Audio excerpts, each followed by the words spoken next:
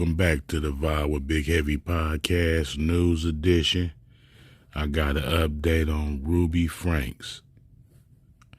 All I know is she was an influencer who was like instructing people about their kids and how to run families, and come to find out she wasn't running her family like she was supposed to. So we finna get into it and see what's going on. Newly released court documents finally reveal who broke down the door to Ruby Franke's family home and where her children were the day of her arrest. My gosh, you guys, having kids is so much fun. Law and Crime Network has covered the story extensively since it broke in late August when YouTube mom Ruby Franke was arrested in southern Utah. Her business partner, Jody Hildebrandt, was also arrested after Franke's 12-year-old son broke free from her home.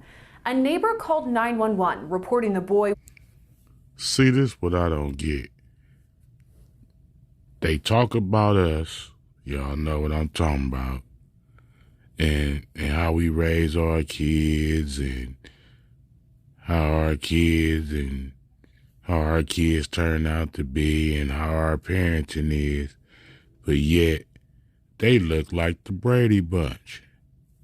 And it don't look like she living right. We finna see what's going on. Let's go. Was emaciated with duct tape around his wrists and ankles. This kid has obviously been, I think he's been detained. He's obviously covered in wounds. When first responders arrived on the scene, 2 of Franke's children were taken to the hospital in need of immediate care. Hey, 314, the wounds on his leg are pretty. Man, this sad. These was just kids. But this the type of stuff that had me wondering, where is the fathers, man? Pretty good. 12X511, 314, medical's gonna transport him. Said that his wounds are in need of immediate care. Ruby Franke rose to fame on the now defunct YouTube channel 8 Passengers. She documented her life with husband Kevin Franke and their 6 children. Eve has been amazing. Oh, the daddy was in the house. He on the YouTube show. She probably had him locked up too, off camera. Let's check it out. Amazingly well behaved for being in town. But you yelled at me. Shh. The fact that I yell at my kids is a secret. We don't want our viewers to know. Franke eventually began collaborating with Hildebrandt as part of Connections, a self-help organization for families. Anytime you think I want, fill in the blank, I don't care what it is, that is not love. Love. Now look at these 2 ladies. Look at their advertisement. They look like peaceful people. You will really trust these type of folks. But look what they'll do to you. Is a gift that you offer because you have generated it inside yourself. And how do you generate love? Well, the only way to generate love is you use your agency to choose principles of truth. According to local Utah TV stations, it was another Connections member who was taking care of 2 of Franke's children when she was arrested. Court documents state Pam Botcher, listed as the president of Connections, picked up 2 of Franke's kids in northern Utah at the time of her arrest. Franke and Hildebrandt were arrested in Washington County in the southern part of the state, but the Franke family home. Oh yeah, and all this is for fair use purposes. Fair use, fair use.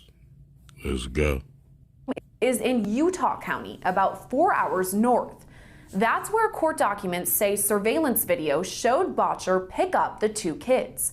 She later told police that she, quote, received a call from Ruby Franke, who told her that she had a family emergency and asked if Botcher could pick up the kids.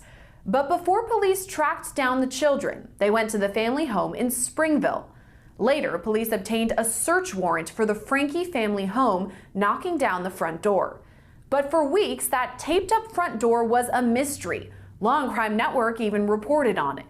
Now with a taped up front door, this is the family home where the Frankies once lived. While on location in Utah, we sat down with Randy Kester, attorney for Kevin Franke. When asked about the door, Kester said this. I know that somehow during the process of all this going on with the police and other family members and who knows, someone apparently broke the door. So he hasn't been able to get it replaced. Hold up. So they complain about a door after all the stuff that happened to these kids? How's the door even in the conversation, man? Disrespectful. Yeah, he's in that process, but yeah, so he's probably got tape on it. At the time of the interview in early September, Kester said he wasn't sure if someone broke into the family home. Somebody broke in? Well, they broke the door. I don't know if someone broke in. I mean, family members have had access to the home, so I don't think they had any reason to kick the door down, but someone broke the door. Prior to Franke and Hildebrandt's arrests, Kevin Franke says he'd been estranged from his wife. His attorney says Kevin hadn't seen the kids in months and Pops wasn't in the house. So when Pops left, she took it out on the kids. Wow. wasn't even aware they were in southern Utah. Kevin very much loved his children and loved his wife and had a strong bond, an exceptionally strong bond with all of his kids. You've seen pictures of their family together. He was involved in all sorts of activities. He was a great dad. But Ruby felt like there were differences in their marriage, and at one point, in conjunction with Jody Hildebrandt, it was sort of like, we have to separate to save our marriage. You know, we'll keep working on our marriage, but for now, you know, if we're gonna repair our marriage and be back together as a family, you have to be away, and you have to work on yourself, and don't have contact with the kids. Don't have contact with me unless I initiate it. During the interview, Kester also told us Kevin Franke hadn't been living in the family home for more than a year, so he was unaware of what happened to the door.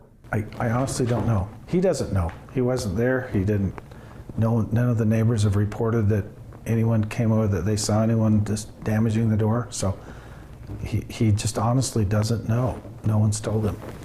Was anything missing from inside the house? Well, I think some of the kids, the older kids, were in the home. So to his knowledge, he hadn't lived there for 13 months. So he doesn't know what was there. You know, he hasn't told me that he saw anything missing other than some personal papers. But other than that, he hasn't reported to me that anything was stolen. We've had this discussion, and he says, I don't have any proof, solid proof of who did it. All he knows is he's got to get it fixed again, and it was quite expensive. Yeah, looks like a nice door. You said it has to get fixed again. Was it broken prior to this? No. Oh, just get it fixed. Get it fixed. Yeah, okay. Good catch. But according to local reports, Kevin Franke allegedly reported electronics missing from the home. An officer's statement reads in part, quote, See, they lying. This all a scam for the mama to get money to fight this case she dealing with. Ain't nobody broke in their house. Look at that neighborhood.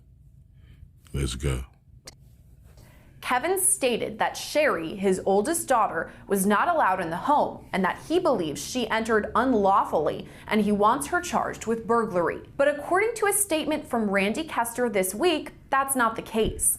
Kester told Law and Crime Network Kevin and Sherry are, quote, working together on bygones and resuming a loving and healthy father-daughter relationship. Kester went on to say, quote, he is daily, nonetheless, enduring and devoting his time and effort into doing what's best for his kids, following the guidance of real professionals and hoping to put... See, I told y'all, she did all this over Pops. Pops left. All hell broke loose. Back together in a healthy and fostering environment. These statements echo what Kester told us in person. There's a lot to be told. There's a lot of chapters in this book, and the more I dig into it, the more I've said this before and I'll say it again, I think that Jody is in the middle of all this, and I describe her as an onion with an octopus inside. The more layers you peel back about Jody's life and connections, every time you peel back a layer, an octopus tentacle comes springing out. There's a lot to be told. This is a fascinating and tragic event in their lives, and will probably have lifelong effects. It's told you the mama ain't cool. The mama done abused the kids, tried to blame it on the daughter, all 'cause Pops left. I don't really care about the door situation, the break-in and all that, but them kids didn't deserve that, man. I don't wish that on any kid. Hopefully them kids recover and be able to continue on with life without too much damage. And hopefully they stay away as far from that lady as possible. And I don't condone any kids being ripped from their mother. I'm out.